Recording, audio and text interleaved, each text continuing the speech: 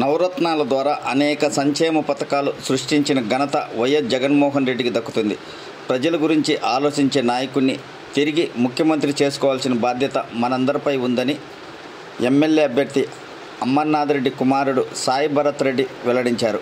కడప జిల్లా ఒంటిమిట్ట మండలంలోని ఇబ్రహీంపేట, కొత్తపల్లి గ్రామాలలో వైసీపీ నాయకుడు, సర్పంచ్ ప్రతినిధి కోన్ల ఓబుల్ రెడ్డి ఆధ్వర్యంలో ఎన్నికల ప్రచారం నిర్వహించారు.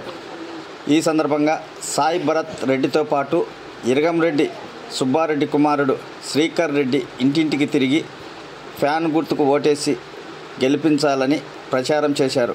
ఈ కార్యక్రమంలో housing corporation director Iragamreddy Subbareddy, గిడ్డంగుల శాఖ డైరెక్టర్ ఆకేపాటి వేణుగోపాల్ రెడ్డి, నల్గొండ వెంకట సుబ్బారెడ్డి, నందకిషోర్ రెడ్డి, నిత్యానందరెడ్డి, లక్ష్మీనారాయణ రెడ్డితో పాటు పలువురు వైసీపీ నాయకులు పాల్గొన్నారు.